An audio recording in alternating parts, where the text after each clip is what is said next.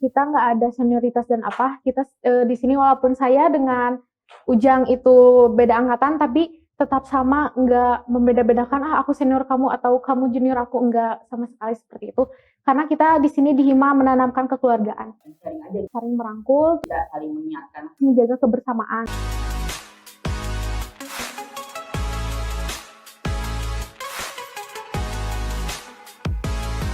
Halo Bruners, balik lagi dengan konten kebanggaan kita, Osaka, obrolan seputar kampus. Di sini saya Revi Muzakir Sandi, tidak sendiri. Saya ditemani oleh dua orang terbaik dan terpilih.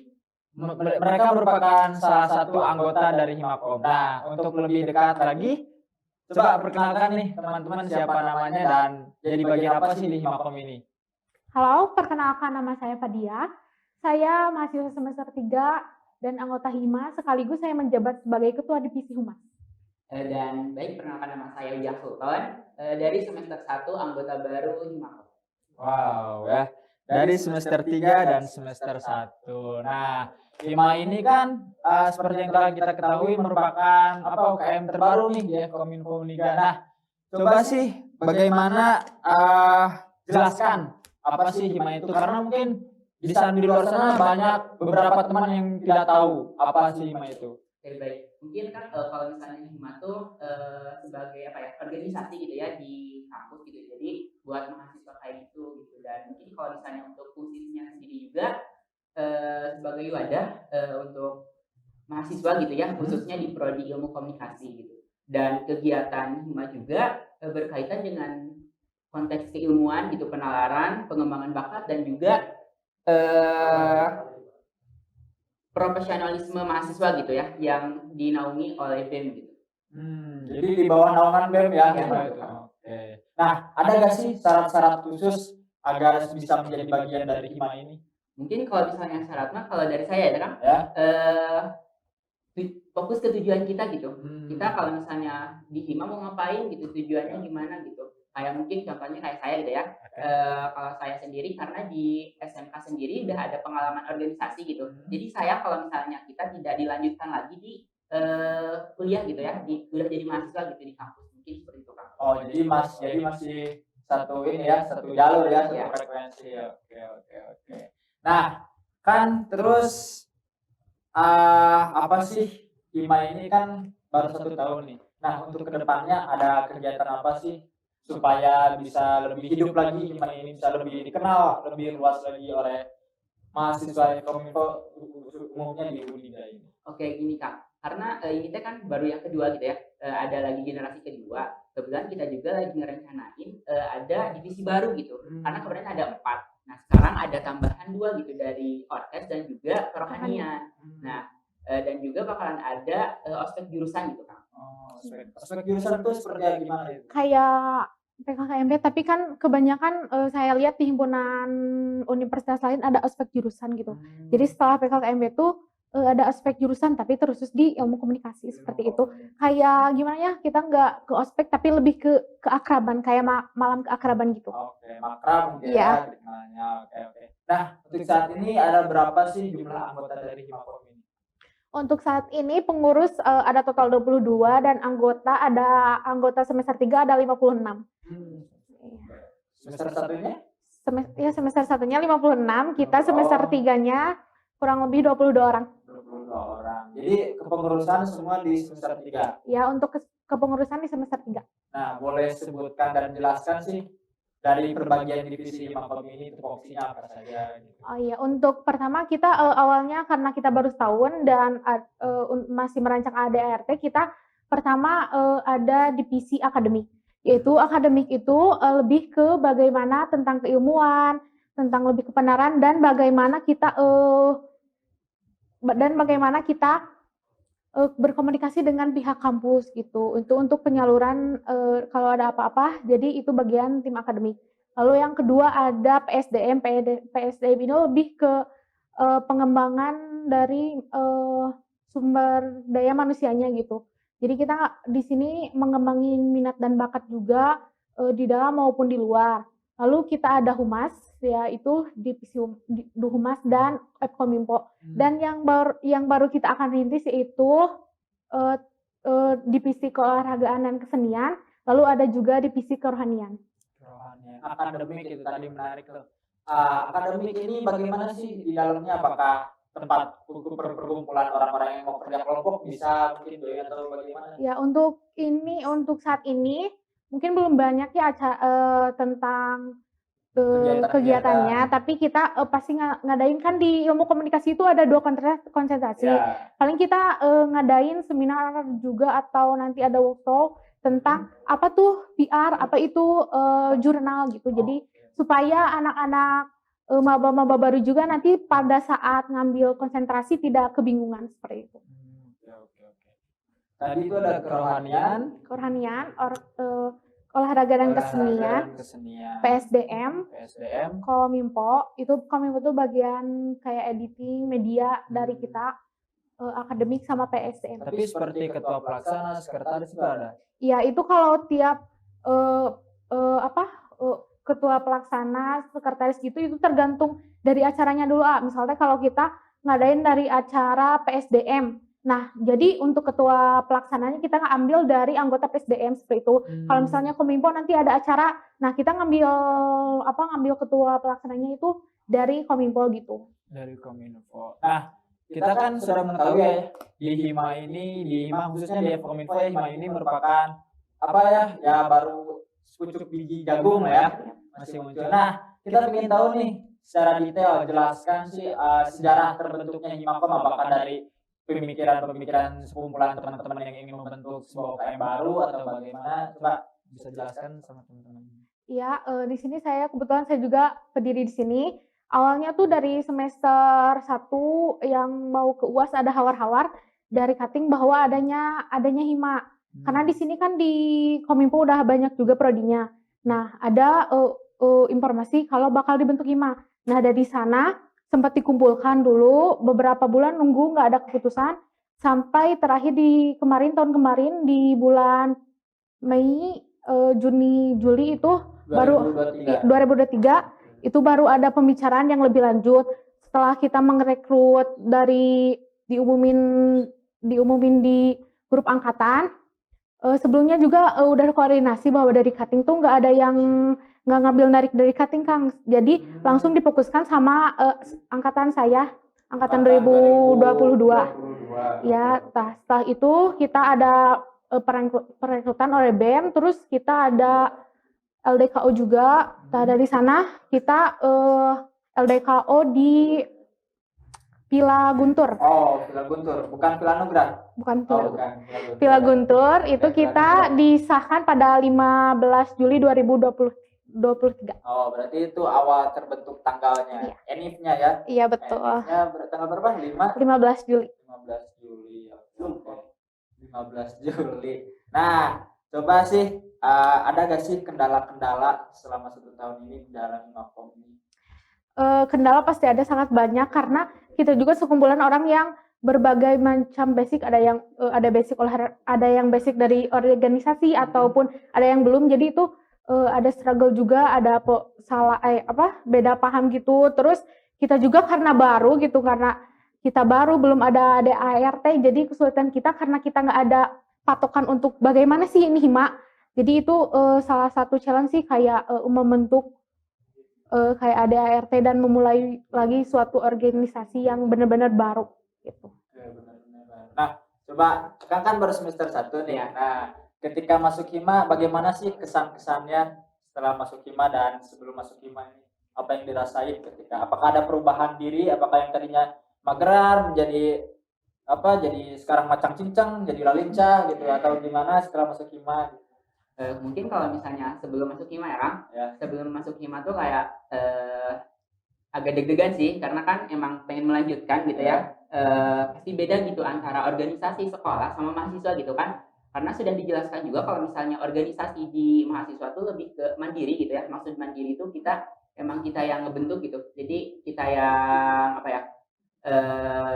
ngerjainnya gitu kan. Beda kalau misalnya SMK tuh kita dibantu sama pembina gitu. Kalau ini kan pembina cuman kayak gini gitu kan. Kalau misalnya di SMK mah benar-benar kita didampingin gitu kalau misalnya di SMK. Terus kalau misalnya udah masuk, mungkin karena tujuan saya awalnya pengen melanjutkan ya dari organisasi sekolah ke mahasiswa, dan juga pengen membentuk personal branding gitu kan. Jadi kalau dari saya ya, organisasi itu dijadiin personal branding buat saya gitu. Jadi tujuan saya tuh pengen memotivasi orang-orang. Jadi kalau misalnya ikut organisasi itu nggak sebagu itu gitu. Jadi organisasi itu bisa membentuk karakter kita gitu. Jadi tahu siapa diri kita tuh gitu. Jadi bukan hanya sebatas nyimpen nama di Hima ya. Iya, betul. Oke, tepuk tangan dulu dong teman-teman.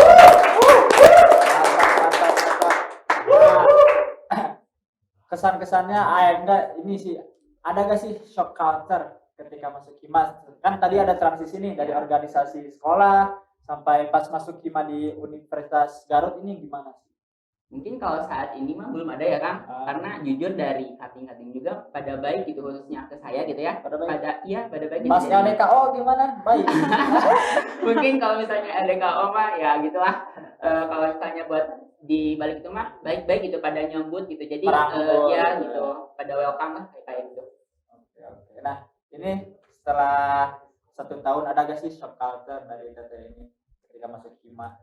Untuk aku sendiri karena aku juga sama basicnya kayak dia di organisasi, jadi belum ada yang shock culture banget, kayak masih biasa aja karena di sini juga kan Himanya masih benar-benar baru, masih benar-benar berdiri, jadi belum sih untuk saat ini. Belum ada. Tapi nanti gimana kalau ada? Dihadapin apa mau mundur? Dihadapi. Dihadapi dong, apapun yang terjadi di depannya hadapi, nikmati ya kan. Karena kan itu juga merupakan sebuah proses perjalanan dalam kehidupan kita. Betul. Sebagai untuk menjadi sebuah pendewasaan. Nah, tentunya Hima ini bergerak di UKM kan ya. Nah, ada gak sih kerjasama sama UKM yang lainnya gitu, seperti mungkin ada kegiatan-kegiatan lain atau bagaimana? Untuk saat ini belum ya, karena kita juga dari Hima belum ada kerja sama ke eksternal lebih keluar, tapi kita lebih ngefokusin dulu bagaimana kita di dalam Hima, lebih ngepres dulu gimana kita di Hima harus apa. Nanti setelah kita beres dari dalam, mungkin kita bakal keluar ke eksternal, nanti nggak tahu bakal ada kerja sama dengan UKM lain atau Hima lain atau bahkan dengan BEM gitu. Apa tuh, seperti apa itu? Itu kayak nanti kita insya Allah bakal ada tadi yang pekan kesenian dan olahraga itu, ya kan? Ya itu kita rencana Hima pengen ngadain itu acara yang besar, otomatis kita juga bakal ikut bekerja sama dengan UKM yang ada di kampus. Tapi Hima ini di bawah naungan BEM kan? Iya pasti, karena kita di bawah naungan BEM. Dan kita juga hanya khusus karena kita Himakom, jadi kita khususnya di ilmu komunikasi saja. Oke. Nah, tadi kan udah menceritakan kesulitannya ketika ada di Hima. Nah, sekarang kegembiraannya ketika masuk di Himakom, bagaimana sih? Mulai dari Teteh dulu yang terlama. Untuk saya sangat-sangat gembira karena suatu perbedaan itu di anggota-anggota Teteh bukan suatu kesulitan, tapi suatu kegembiraan karena saya bisa mengenal banyak sekali karakter gitu, seperti itu. Tapi dari Akan sendiri bagaimana? Dari saya sendiri kan lebih senang juga gitu, karena lebih kenal lagi gitu dengan teman-teman prodi gitu kan, beda-beda kelas gitu. Jadi lebih lebih dekat lagi tuh, karena dari dulu pertemanan tuh cuma di lingkungan organisasi aja gitu ya. Terus kalau sekarang kan ada lagi dari prodi gitu, jadi lebih tahu lagi, karena kan di sini juga ada 3 Hima gitu ya, jadi bisa kenal lagi dengan Hima lain gitu, mungkin seperti itu. Berarti Himakom ini khusus Fakultas Ilmu Komunikasi aja ya? Iya betul. Oke. Mau PR mau jurnal bisa berarti? Ya, untuk PR jurnal bebas. Oke, terbuka. Nah, kapan sih setiap open rekrutmen anggota barunya di Himakom ini? Untuk open rekrutmen kita 1 bulan setelah PKKMB. Berarti nanti ya, akhir tahun depan nanti ya. Dan itu terbuka untuk semester 1 dan 3. 1 dan 3, oke. Nah, sekarang kan tadi kegembiraan, ada nggak sih kendala-kendala atau kesedihan ketika masuk Hima? Apakah merasa terbebani sebagai anggota maupun sebagai pengurus di dalam Himakom ini? Untuk terbebani tidak, tapi untuk kendalanya karena kita nggak ada patokan ADDRT atau sebelumnya cutting, jadi struggle kita di sana sih belum, karena nggak punya patokan harus apa dan apa, jadi kita harus nyari sendiri, emang pembaharuan sendiri dan lain-lain itu sih. Jadi benar-benar Kesulitannya berjuang dari nol ya. iya betul, berjuang banget dari nol. Berjuang dari nol. Nah, dari Akang sendiri bagaimana? Untuk kesulitan belum sih Kang, belum ada gitu. Kesulitan benar nih, Iya. belum ada. Belum, soalnya masih anggota baru gitu. Jadi belum ada apa ya, tugas sebagai pengurus gitu ya, karena masih anggota gitu. Jadi kita belum dikasih tanggung jawab yang lumayan berat lah gitu. Tapi nggak berat juga sih kalau misalnya kita bisa menjalankannya gitu. Mungkin seperti itu. Terus tadi apa lagi? Ini udah kesedihan. Kesedihan. Mungkin kalau misalnya kesedihan mah nggak ada gitu, karena justru di Hima ini bisa dapat teman gitu. Jadi yang awalnya dulunya tuh takut gak punya teman kalau misalnya kuliah tuh kayak gimana. Tapi alhamdulillah di Hima sendiri tuh punya lebih banyak teman gitu. Jadi apa ya, ada gitu lah teman buat organisasi maupun di luar organisasi. Oke. Jadi bisa sambil merekatkan kembali teman ya, yang dulunya gak kenal menjadi kenal, yang dulunya dekat menjadi lebih dekat dan dekat. Oke. Selanjutnya, bagaimana sih dari pengurus ini bisa merangkul anggota baru supaya nyaman di Pertama, kita yang ditanamin adalah kekeluargaan. Kita nggak ada senioritas dan apa. Kita di sini walaupun saya dengan Ujang itu beda angkatan, tapi tetap sama, nggak membeda-bedakan aku senior kamu atau kamu junior aku, nggak sama sekali seperti itu.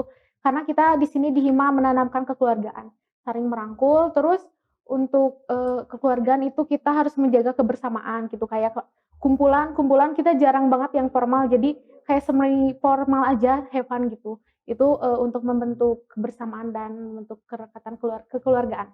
Jadi kesannya itu nggak kaku ya, Iya, betul. nggak segan gitu, jadi Iya, enjoy aja gitu. Bener apa yang dikatakan? Betul. Jadi kalau misalnya emang kalau kita kumpulan tuh nggak emang formal gitu. Jadi kita open sharing aja gitu. Jadi kayak apa nih yang mau disampaikan gitu. Mungkin kalau misalnya dari cuttingnya juga sama gitu ya, yang disampaikan kita. Jadi kita saling mengingatkan hal seperti itu. Nah, KTT pengurus nih, apa sih strategi apa pengimplementasian dalam mengajak anggota-anggota barunya untuk bisa bergabung di Himakom ini? Mungkin nanti bisa jadi teman-teman anggota baru BKKMB nanti di depan tertarik ketika melihat podcast di CDO ini bisa ikut join dengan apa Himakom ini. Ya, karena baru kita berarti harus ekstra dalam membranding apa itu Hima. Kita itu juga membranding di sosial media, dan kita juga sering upload gitu bahwa semisalnya Hima itu baru dan inilah anggota-anggota barunya gitu. Tangan dulu dong guys, mantap ini. Nah, selanjutnya bagaimana sih ketika melakukan sebuah, tadi kan ada seperti ada LDKO, apakah di Himakom juga ada melakukan evaluasi? Nah, dalam sebuah evaluasi itu seperti apa di Himakom ini? Untuk evaluasi yang pasti setelah acara kita pasti ada evaluasi setiap acara. Kenapa kita ada evaluasi? Karena kita supaya tahu kinerja atau progres perkembangan yang kita acara yang kita jalani, supaya kita juga lebih berintrospeksi dari belajar juga dari acara-acara sebelumnya supaya bisa memperbaiki kesalahan. Iya, betul, seperti itu. Nah, selanjutnya juga di Himakom ini berarti suka kumpulannya berapa minggu sekali? Untuk di Himakom saat ini sebulan 2 kali. Ya, kita kumpulan di hari Senin. Jadi awal bulan sama akhir bulan di hari Senin. Kumpulannya di kampus atau di luar kampus?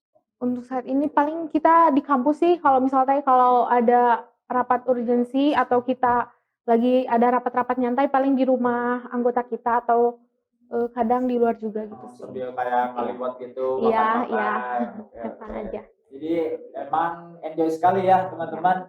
Himakom ini merupakan sebuah UKM yang baru dan juga kekeluargaannya kekeluargaannya itu memang menjadi tujuan utama karena kan dari berbagai orang-orang, berbagai sifat-sifat disatukan di dalam sebuah organisasi, mau tidak mau orang tersebut harus menjadi sebuah satu keluarga, yang benar tidak? Betul. Oke. Nah, teman-teman semua Crooners, jadi inilah apa sih penjelasan dari Himakom ini, pengenalan singkat Himakom. Nah, Untuk selanjutnya mungkin supaya ada gak sih ajakan dari teman-teman untuk bisa join ke Himakom? Untuk dari saya, jangan lupa join Himakom, habiskan masa muda kalian dengan berorganisasi, karena menurut saya dengan berorganisasi kita bisa banyak belajar. Oke, dari Agang sendiri? Mungkin kalau dari saya wajib ya buat kalian gitu, buat nanti adik-adik tingkat gitu ya di semester depan wajib gabung Himakom, karena organisasi itu harus bisa membentuk diri kita gitu, bakal ngebentuk diri kita gitu. Jadi bakal tahu karakter kita tuh kayak gimana, terus sejauh mana kita mengenal diri kita gitu. Kalau misalnya teman-teman cuman kayak jadi mahasiswa kupu-kupu tuh ya, kuliah pulang sayang gitu. Jadi masa mudanya gak dimanfaatin gitu, khususnya bagi mahasiswa, mungkin seperti itu. Jadi ikutilah UKM yang ada di kampus maupun organisasi. Oke. Mau entah itu UKM-nya Himakom, Kru Dokumentasi Uniga, silakan deh. Karena UKM di Kominfo Uniga ini sangat berkreatif, berinovatif, dan tentunya berkreatif yang dapat mengembangkan diri potensi mahasiswanya menjadi lebih baik, menjadi lebih produktif, dan tentunya menjadi lebih aktif. Nah, Runner semuanya, terakhir nih, supaya dapat lebih dikenal banyak orang, ada gak sih Instagramnya mungkin? Ada gak? Untuk Instagram Himakom ada. Untuk TikTok juga sama, namanya Himakom. Himakom, oke. Nah, tentunya juga jangan lupa follow dan subscribe channel YouTube Kru Dokumentasi Uniga, dan follow juga IG TikToknya Kru Dokumentasi Uniga. Runner semuanya, podcast kali ini telah selesai. Kru Dokumentasi Uniga, loyalitas tanpa bacot.